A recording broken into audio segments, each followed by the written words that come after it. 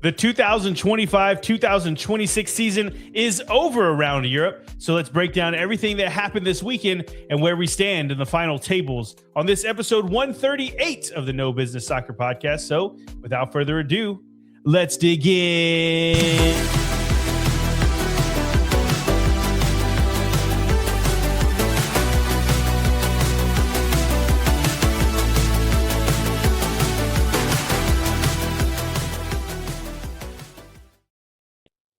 Welcome back to the No Business Soccer Podcast. I'm your host, Snooze, and we have a fractured fam today. That sounds way more negative than it is intended to be, but we have it's myself, obviously, on the podcast here. No co-host today.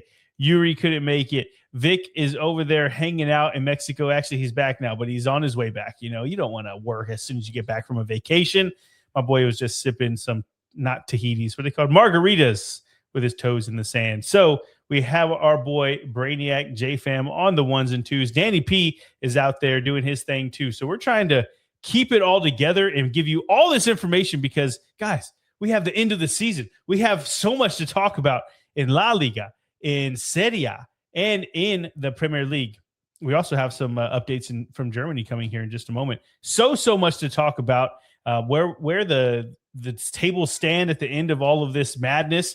And, of course, we have some news and notes that come after every season. You know how it happens. Even in some of the sports here in the U.S., right, we have what's called Black Monday, they call it, where it's the Monday after the Super Bowl where all of the coaches start getting fired and everything. It's the same thing in Europe where at the end of the season, everyone starts getting rid of the people that they necessarily didn't want going into the summer to handle the rest of the transfer window and whatnot. So got a lot to talk about.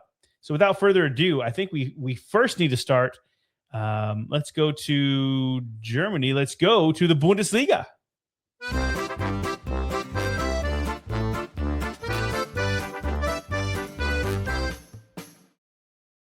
And now this isn't technically Bundesliga news, but it is news and notes from around Germany and around the Bundesliga. But that is the DFB Pokal, or the German Cup. Ends 3-0 to Bayern Munich over Stuttgart, our Stuttgart, as Harry Kane gets a hat trick, and he gives them the domestic double, which is just the cherry on top of their season. I mean, they were outstanding, and it's very sad that we're not seeing them play this Saturday at the Champions League final. But they get the domestic double, which means they got the Bundesliga title and the DFB Pokal, and Stuttgart had a hell of a season too, despite this loss in this final matchup of the German season. But I say it's the final matchup because there was one more matchup that was going on across two legs, and that was the relegation battle, or the relegation promotion battle, between Wolfsburg and Paderborn. And let's just get it out in the open. Wolfsburg are relegated at the hands of Paderborn. After all the work that Wolves did to get out of the bottom two, they still end up being relegated, but they were nervous from the very start of the game, having a man sent off with a straight red card in the 14th minute of this game.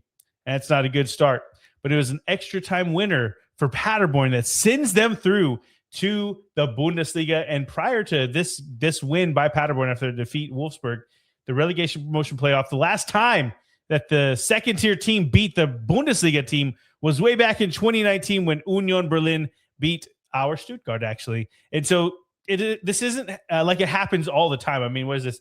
The 6th year since that happened. So, yeah, definitely rare air for Paderborn. And it is just a horrible, horrible defeat for Wolfsburg, who they worked so hard, even into that final day, to make sure they stayed up into that relegation playoff spot, and then they end up losing. And I mean, we got to say congrats to Paderborn, but this could be very, very bad for Wolfsburg. We went through so many reasons why they needed to get into this relegation playoff, and I think we all just assumed that they would get this win, but that is not the case. They go down, Paderborn go up, and we will be talking about the Paderborn Matterhorns. I don't know what they actually are. Going into the Bundesliga, we'll be breaking all that down this summer before the season kicks off. But man, what a wasted opportunity for Wolfsburg. We'll see them again later. Okay, that is it for your Bundesliga news. Now let's jump straight into the final match days. So we start in Italy and we start in Serie A.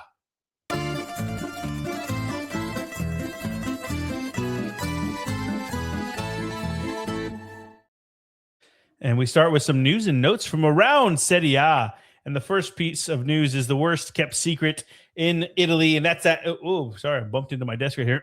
It's that Antonio Conte confirmed that he will be leaving Napoli at the end of the season. And he wants to make sure that everyone knows that he was not sacked, that he's choosing to leave this. It was his decision, as he puts it in his own Antonio Conte way. So don't you think for 1 second that he was sacked, because that's not the case. But either way, he gets them back into the Champions League.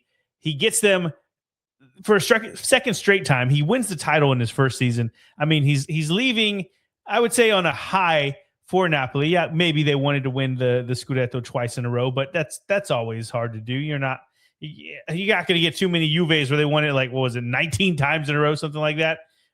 Those times are long gone. So he did a great job with Napoli, and now he's gone after 2 good years.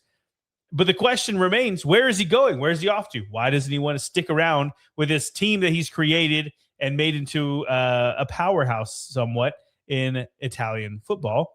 But rumors are swirling that he is a front runner, or one of the front runners anyway, to take the Italy national team job. So I don't know if that's going to happen. We'll have to find out. But Antonio Conte confirming he will no longer be the manager, the coach, whatever you want to call it, at Napoli. And then we have last piece of news here. After a collapse in the final third of the season and losing 3 of the last 5 games, Milan miss out on the top 4 and Champions League football altogether. And because of that, they have sacked their manager, Massimiliano Allegri, after they call the season an unequivocal failure. And this means that Allegri's return to Milan is ending after one inconsistent season. And we will see what they do to rebound in the summer, because it was a terrible, terrible way to end the season for them. No momentum, no vibes, no wins really, and they miss out on the Champions League and all of the money that comes with that. So not a good sign for Allegri, not a good sign for Milan. We'll have to find out what happens next season. All right, that is it for your news and notes. Let's jump into the top matches for Serie A match day 38, and it was Cremonese and Como. Como beating Cremonese. I believe it was 4-1. I have it switched on my notes. I don't know why I did that, but either way, credit for Cremonese, who were only 2-1 down prior to having a man sent off. And by that point, they probably knew that Lecce were close to winning, and the floodgates opened, and Como put a couple more past them. And after a full-time whistle, you could see the players from Como all waiting around to see the result from the Milan game. And when it came through, the players in the stadium went absolutely crazy, as Como were confirmed Champions League representatives for Serie A next season. And we'll dig into what it means for Como a bit later, because they'll have a ton of work to do to be eligible and all of the things that come with Champions League football. But, man, the fact that they're there and they're right where they want to be, the men from the lake, I don't know, we have to have a better nickname for them, but Como get it done 4-1 against Cremonese, which means that Cremonese, they will be going down, and we'll talk about how that worked out for them and the repercussions of that. But there's so much that can be said about this Como team, and we talked about it in the preview, that there's just it's not something you see a lot in Italian football, where these teams come up and they start to just pick up steam and end up going into and disrupting that top 5, the top 6, the big 6 in Italy. But Como are doing just that, and they get into the top 4 in just their second season in Serie A, which is incredible stuff. Okay, let's move on to the rest of the match days. That is Friday. It kicked off with Fiorentina taking on Atalanta, and that ends 1-1. Atalanta get the vital point needed to stay in the Conference League spot, and even though it wasn't a great end of the season for the AT Aliens, they do get into Europe and will look to have a much better run in the third-tier competition than they did in the Champions League this year, because, again, the Conference League, I feel like Atalanta, they did get into the round of 16 or whatever the new first round is outside of that playoff in the Champions League. They got into that, and then they ended up losing. So we'll see how they can fare going into the Conference League. I feel like they might be one of the heavier favorites to win it all, but we'll have to find out. On Saturday, Bologna 3, Inter 3. What a game we had. Coming in this game, Bologna knew that they were not fighting for anything, since they needed Fiorentina to beat Atalanta, and our Fiorentina couldn't get it done at home. But that didn't stop both sides from putting on a 6-goal thriller. And Bologna had a 3-1 lead deep into the second half before Inter came back to split the points. And they show everyone just why they were Serie A champions and going home with the Scudetto at the end of this season. Lazio 2, Pisa 1. A nothing match for either side except for Mr. Pedro, who it was at Lazio. It was his last game for Lazio. He's leaving at the end of the season, and he's going to find a new one this summer, presumably. Maybe. I don't think he's not old enough to retire yet. I think he's going to be finding another club. But either way, he gets a proper send-off because he gets the game-winning goal to send Lazio 2-1 past Pisa to end the season. What a way to end, and what a career he's had overall. I say career because I don't know where he's planning on going, but we actually got to see him play for Lazio 24, 25 season. Maybe, no, I was 23, 22, 22, 23, something like that. Anyway, got to see him in the Lazio Sky Blue. So pretty cool thing. Got to see him. He's ending his career there. Moving on, Sunday, Parma 1, Sassuolo 0. Parma in the season with a win to break up the 3 straight losses they had coming into this match. And we'll see both teams in Serie A next season. Sassuolo, again, even though they've ended on a little bit of a cold streak, they were really, really good and ended up not even being close to that relegation battle. Ended up in the, I believe we'll find it in the table in a second. I think it was mid-table-ish around there. So very good from a team that just came up, and we'll see if they can continue that trend next year. Napoli 1, Udinese 0. Napoli in the season on the high with a win, but ultimately they finished 11 points behind Inter in the race for the Scudetto. With Conte leaving, there are a ton of questions going into the summer of who will take the reins and how will they fare going into what they know is not an underdog, because Napoli is never going to be an underdog story in Italy, but definitely not one of the favorites, or they wouldn't be the favorite to win it. I think that would be Inter going into the next season. Milan 1, Cagliari 2. Cagliari had nothing to play for and fully deserved 3 points at the San Siro against Milan. This was the upset of the weekend. They were the better team, Cagliari, and they had better chances, and they ruined the top 4 dreams for Milan. It is incredibly bad, I guess I should say, for Milan, who, again, they ended up sacking Allegri after this. He walked right down the tunnel at full time. They just had to make sure they got a result against a Cagliari side who had absolutely nothing to play for, and they could not get it done. Sad time for Milan, but I guess Cagliari, good job on them. Going ahead and kicking some ass to end the season. Cremonese and Como, we talked about that. So we move on to Hellas Verona 0, Roma 2. I don't know if it's because Verona are just not that good, but this game got me so excited for Roma heading into the summer and heading into next season. Dybala was absolutely amazing. Malin was balling. I mean, Malin has been so good. We've talked about it multiple times since he's moved over from Aston Villa. He missed a penalty. He missed a penalty in this game, and the rebound comes in, crossed into him, and he scores it anyway. I mean, the dude can't not score goals right now. He was creating chances in the middle of the field, opening up, finding people in the open spaces, and he's just killing it in Rome. And it is so fun to watch. And to top it off for Roma, El Shaarawy is leaving the club, and he scores in his final game with an incredible backheel assist from Dybala. I mean, plus the win confirmed that they're playing Champions League football next season. What a year. What a first year for Gasperini at Roma. And we will definitely be looking forward to them in the Champions League next season. Lecce 1, Genoa 0. The Milkmen get it done. They beat Genoa to stay in the top flight at Cremonese's expense, and they've been close to going down for a couple of seasons now. So to see them scrape by once more, they'll know that they need to improve if they're going to make sure that they aren't in this race again next season. But we'll I have my doubts about that. I think they're good enough to stay in, but they're always going to be just not good enough to get out of the relegation battle unless something drastically changes.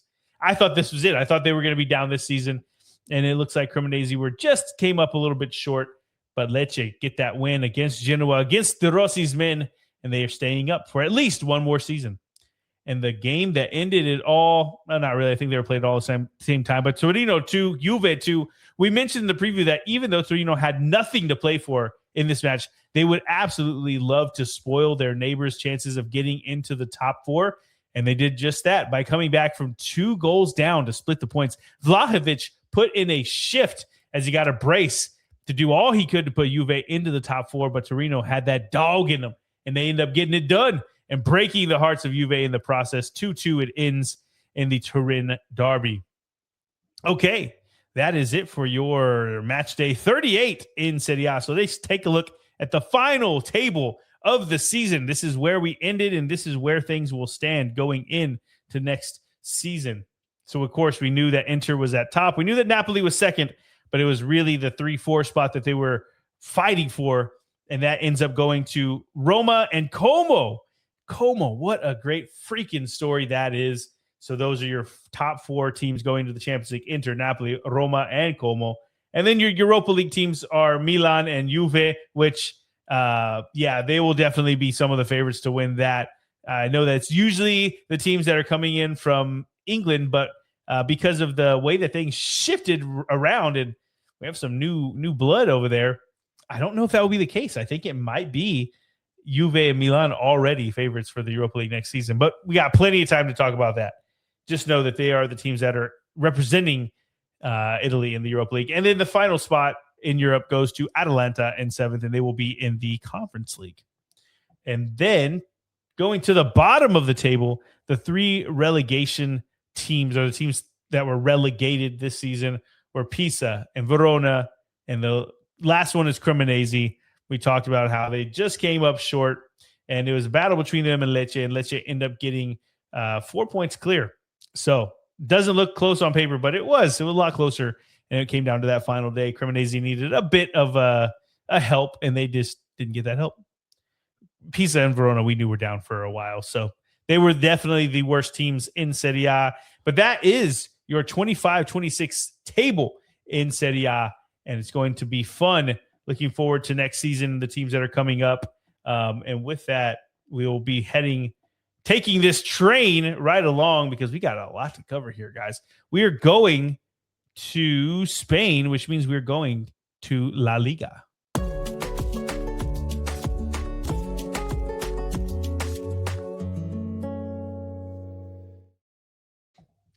Oh, yeah, the smooth tones of the guitar for La Liga as I pull up these notes here. And the news and notes from around La Liga, not a ton going on right now. We talk about like Black Monday, we'll call it, even though it wasn't Monday per se. But there was one head that rolled in Spain, and that was Osasuna sacking manager Alessio Lisci. Lisci. I want to say Lisci. Immediately following the conclusion of the season, despite ensuring top flight survival on the final day, the club's board opted to terminate his contract due to a drastic drop in form during the latter half of the year. Osasuna, let's be honest, they shouldn't be anywhere near that relegation zone, and they stayed up by the skin of their teeth. Is that what they say? There's not even skin on your teeth. Where does that saying come from? It is a saying, though, and I'm not saying it wrong. I know that. But anyway, they barely survive. Okay, that's it for your news and notes. Let's jump into the match day. And we start with the top match for La Liga, match day 38. And that was Girona taking on Elche. And it's not too often that we highlight 2 teams at the bottom of the table. But because of the drama and everything that these teams were going through, this was a 6-pointer on the final day of the season between Girona and Elche, where both teams knew that they needed to win to stay up. Actually, Elche knew that they just needed a point, and that's exactly what happened. Girona won, Elche won. Girona knew that the only chance they had to stay up was really going and getting a win at home against Elche, and they couldn't do it. And in fact, they went down in the first half thanks to a ridiculous goal from Alvaro and had to come back just to get that point. But other results didn't go their way for it to matter at all, it being the point. And the teams above Elche in the table were ecstatic to see the result against Girona. We talked about how there were at least 4 to 5 teams that really needed to see Girona not win, and that happened. And now just 2 years removed from finishing in the top 5 of La Liga and having a Golden Boot winner, and 1 year being removed from being in the Champions League, Girona have now been relegated from La Liga. And here, I mean, I think they're the epitome of saying they're here for a good time, not a long time. Maybe they'll be right back up. I'm not sure. But Girona is not like they were a blue blood or anything like that. They are part of the City group, the team, the group that owns Manchester City.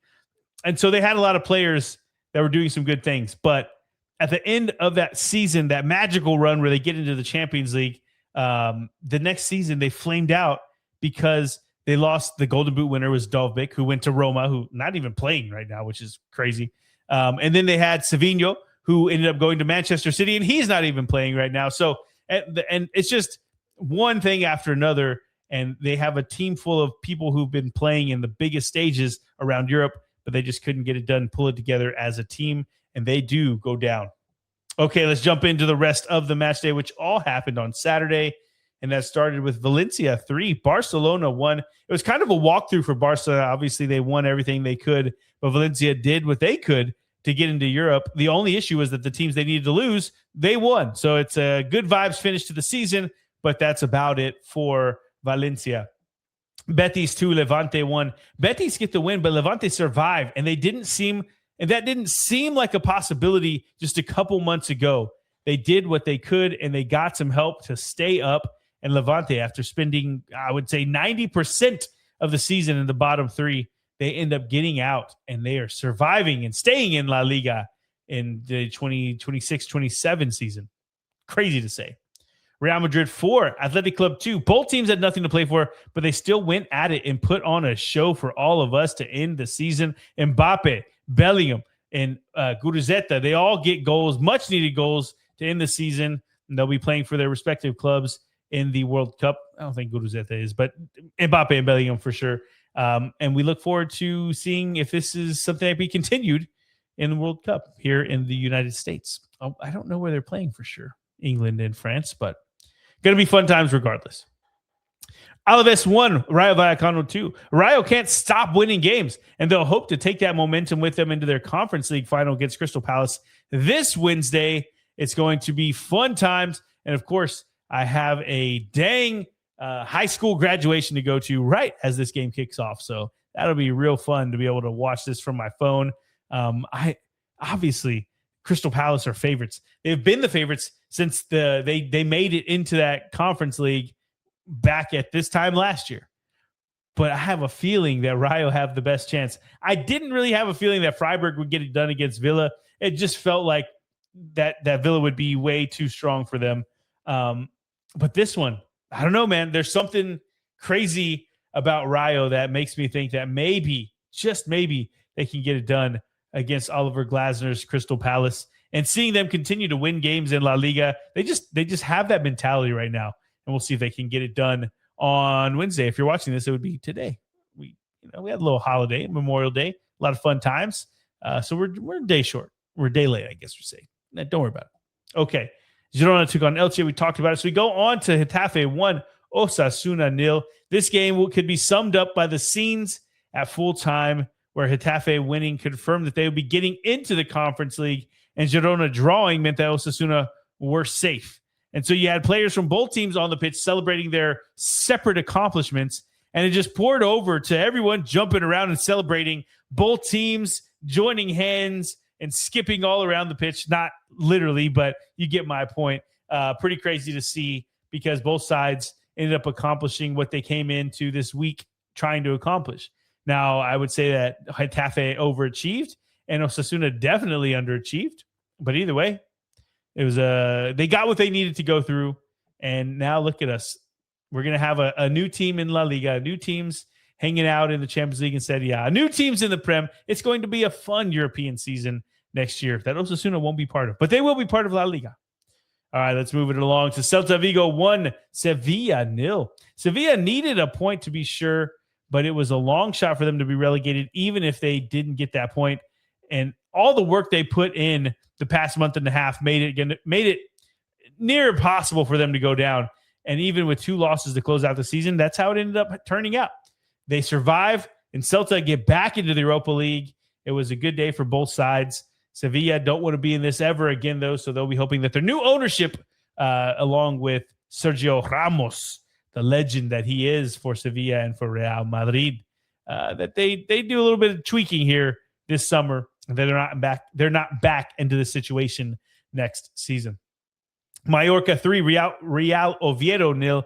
And here's the breakdown of Mallorca's relegation, because Mallorca win this match 3-0. I thought maybe that meant that they were going to stay up. I was hoping for that because, again, our boy Ray's going there. But on the final day, Mallorca, Osasuna, and Levante all finished tied on 42 points, meaning that Mallorca was relegated because they had the worst head-to-head record in those matches played against those three specific teams. In the mini league between Mallorca, Osasuna, and Levante, Mallorca earned fewer points in those matches played against the direct relegation rivals. Specifically, Mallorca went winless against Levante, a loss and a draw, and drew both matches against Osasuna. So because the mini table, they don't do regular goal differential, they do the mini table, as you would call it, because they did the worst out of those three teams. They were the ones that were relegated. So it all came down to results that happened way, way in the past. And that's why every match really does matter when it comes to the end of the season. So you can't just be throwing away matches in August and in December because they could turn out to haunt you, just like Mallorca found out this season. Tough luck for them as they will be going down. Espanyol 1, Real Sociedad 1. It's a result that was fair for both teams that had nothing to play for. The more pressing question is, should we be concerned with the form of Real Sociedad as they fail to win any of their last 5 games, and really just after they won the Copa del Rey, completely fell off the face of the planet. I mean, this has just been really poor for them, but also they weren't going to win the league and they weren't going to be in the top whatever Champions League spots. They won the Copa del Rey and they got into the Europa League, a month or 2 months ago at this point. So, I mean, can you really blame them? I don't know. We'll have to find out. If they start slow next year, though, I could see questions starting to be asked, even with the time that Matarazzo would have won over because of the Copa del Rey win. But it's just, a sour taste in your mouth in the season, to say the least. Villarreal 5, Atletico Madrid 1. Atleti were on the beach. Villarreal were in front of their home crowd. They poured it on them. It was a great game for the Yellow Submarine. Poor game for Atleti, but there's so many changes that need to happen there. It is what it is. This game didn't really mean anything to either side, and Villarreal get it done. All right, that is it for match day 38 in La Liga. Let's take a look at the final standings in the table. And we have Barcelona, who get that top spot. Real Madrid ended in second as per usual. Well, that sounds like I'm a Real Madrid hater. I just mean that they're Barca and Real Madrid are usually in the top 2. That's what I'm trying to say. Okay. Villarreal ended in this third spot with Atletico Madrid right behind them in fourth. And of course, the fifth spot, the extra Champions League spot, does go to La Liga because of the UEFA coefficient. And that spot goes to Real Betis, who finished in fifth place in La Liga, followed by Celta Vigo in sixth, who get into the Europa League, and Getafe, the mighty Getafe, finish in seventh and go into that Conference League spot, Conference League, whatever. They're in the Conference League. And of course, Real Sociedad, they won that. They won the Copa del Rey, so they will also be in the Europa League, following or joining Celta Vigo. But the more interesting part of this table was the end of the table, the bottom of the table, where we had most of the drama heading into match day 38, and that saw Real Oviedo, who we knew were down already, but then also it finishes with Girona, and Mallorca going down as well. So Mallorca, Girona, and Real Oviedo finish 18, 19, 20. They are relegated from La Liga, which means that Osasuna, Levante, Elche, Alaves, Sevilla, who were all in the running to get relegated, they stay up. And of course, we said from the beginning that Elche, they were all hoping that Elche would end up getting results against Girona, because if that was the case, then most of them would be safe regardless of what happened in the other matches. And that's exactly what happened. Elche ended up getting that result. Okay, that is it for La Liga. Great stuff. Personally, I'm very excited to see how Getafe fares in the Conference League. It felt like Rayo Vallecano, they had the little engine that could. I don't think anybody truly believed that they would be this far into the competition, and they get into the Conference League at the very end of last season. There's whatever. They're celebrating on the pitch. Everybody's going crazy. And now look at us here, one day away from a final where they'll be taking on Crystal Palace for the chance to win the Conference League. And, of course, the winner of the Conference League gets into the Europa League. So even though Rayo finished outside of the European spots in the table, if they do beat Crystal Palace and they do become Conference League champions, they will also be representing the Liga in the Europa League next season. So we'll see if that can happen. It's definitely a possibility. I feel like it's a big possibility. I feel like it could happen. And we'll find out here in a few hours for you and a day for us. Okay. We'd set it all for La Liga. We'll move now to the final league that we covered this past weekend, and that is the one in England. That is the Prem.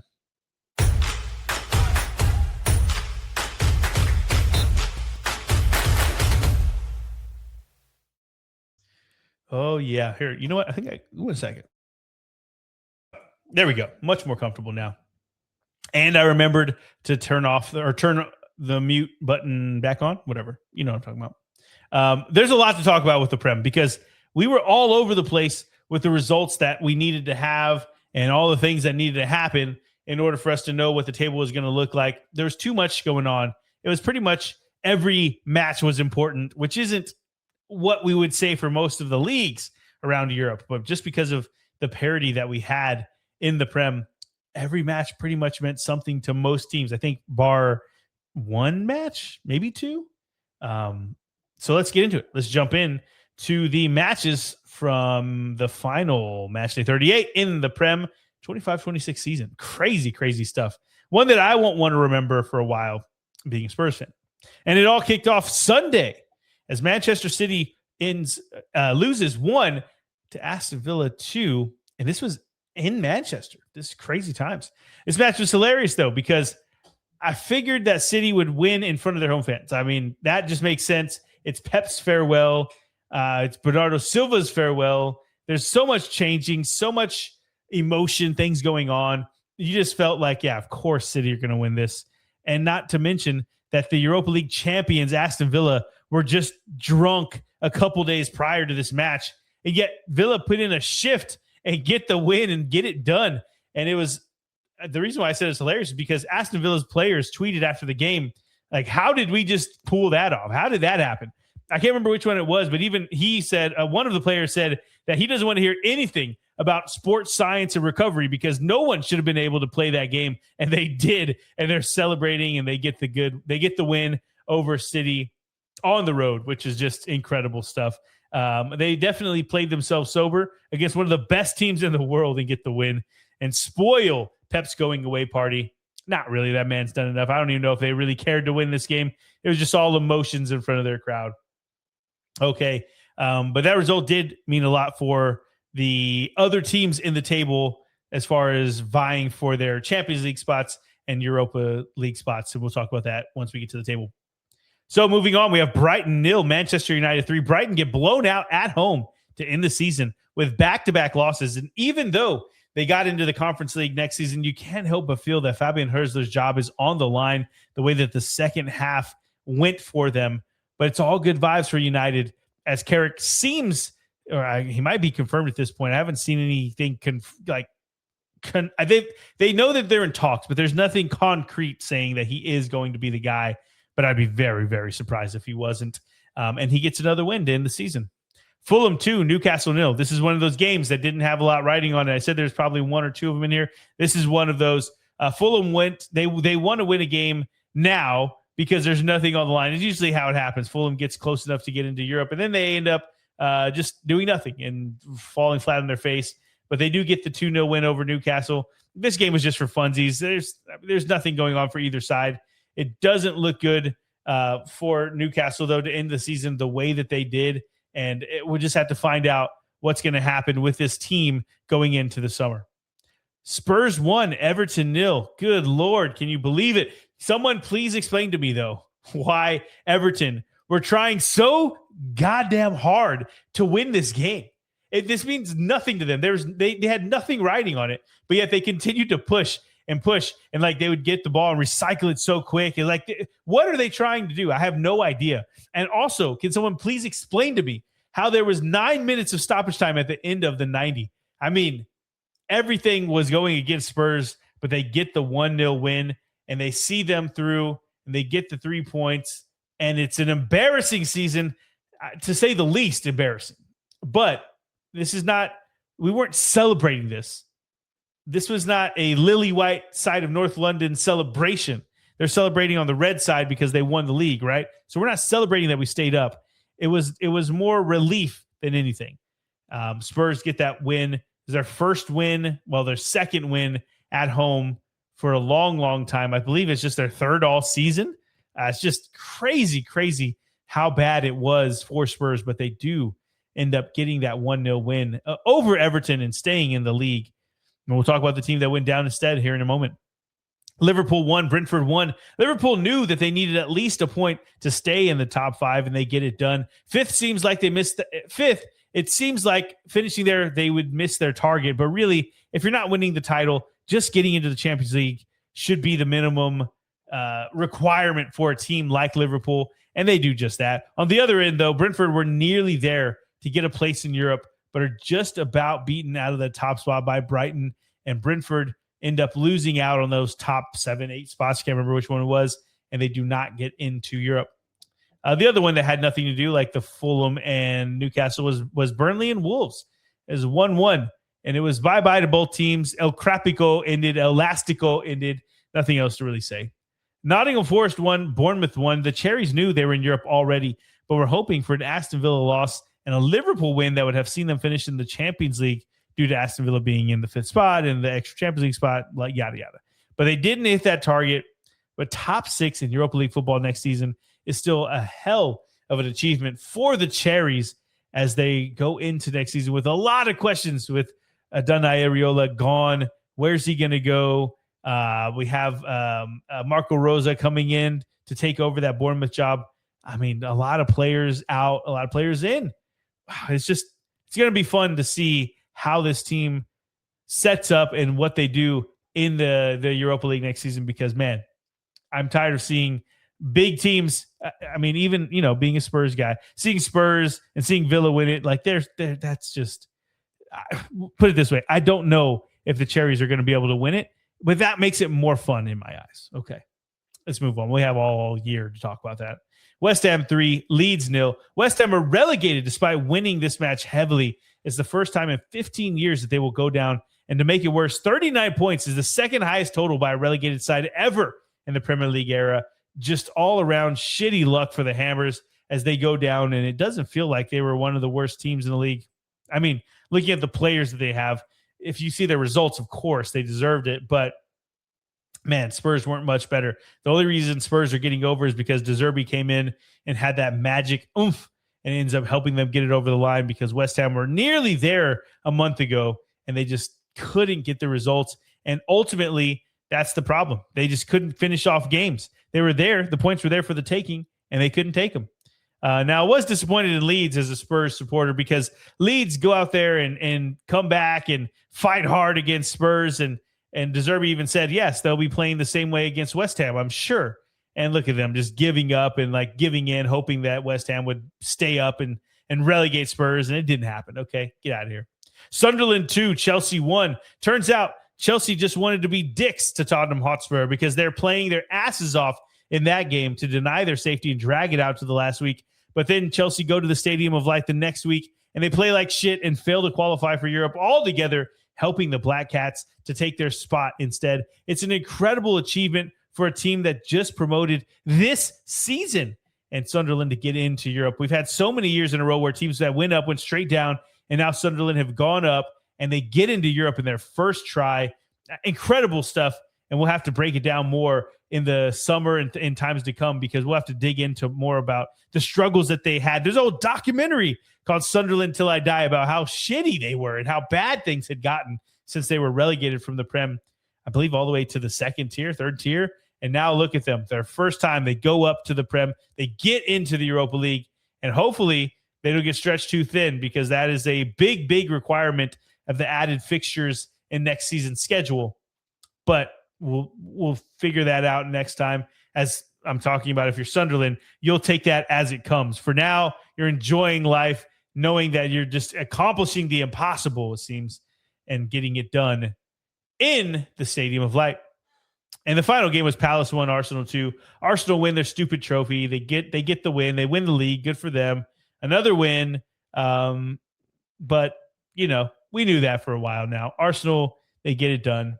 Palace, they were worried about their game in a couple of days, but this is the contrast between Palace and Rayo. Rayo also know that they have the game coming up, but they still end up getting that win. While Palace, not to say that Arsenal are equal to Alaves, by any means, but Arsenal, they'd already won the league. So I just feel like maybe Palace could have got some continuity, but they didn't. They lost this game. Okay, that's it for match day 38 in the Prem. Good stuff all around. So glad to see Spurs in the table in the not bottom three, let's put it that way. So let's jump to the table as it ends with Arsenal as your champions, of course. Look at that, green all the way across for a while. Manchester City end up in second. Manchester United in third. Aston Villa fourth, and Liverpool round out your top five for your Champions League spots. And then your 2 Europa League spots go to 6th and 7th place, which is Bournemouth and Sunderland. Crazy stuff. We'll see how these teams fare. But you see what I was talking about whenever we were talking about the teams that are getting into the Europa League in Serie A. We have Juve and we have Milan, while the teams that are coming from the Prem are usually way stronger. It's not this season. It's Bournemouth and it's Sunderland. And not to that sounds like I'm hating. There's a difference between a Chelsea or a Spurs or a Villa because we expected them because they've done it before. Now, I know, don't laugh at me because Spurs barely even stayed in the Prem, but they're the champions from last season in it, and they were high favorites in the betting odds. Same thing with Villa this season. Same thing with most Premier League teams that are in there. I just don't know if that's how it's going to be with the Cherries and the Black Cats going into the Europa League next season, which makes it all the more fun. And your 8th and final European spot goes to Brighton and Hove Albion, who will be taking that Conference League spot. And we'll see just how good they can do there. And now, contrasting with the Europa League spots, I do think that Brighton will probably be one of the heavier favorites, just like Palace, who are not used to getting into Europe. They get into the Conference League and look at them. They're in the final and 1 game away from winning it. I feel like Brighton will probably be in that same type of ilk. But we'll break it all down not too far from now. Okay. That is it for your, what is this? European reach around, your final European reach around of the 25-26 season. It's been a great time. We've learned a lot. We've loved a lot. We've lived a lot. And we're looking forward to doing it a lot more as we jump in to the summer, which means that we have a World Cup to discuss and all the games and things that come with it. Expect a whole lot more coming from the No Business Soccer podcast this summer. So thank you guys for joining. Please like and subscribe below. There's something somewhere. Find us. There you go. Look at us. Find us on YouTube. Find us on Spotify. Find us on TikTok, Twitter, and Instagram. Follow us everywhere as you get your updates throughout the summer. We appreciate everyone. We'll talk to you real soon. Peace.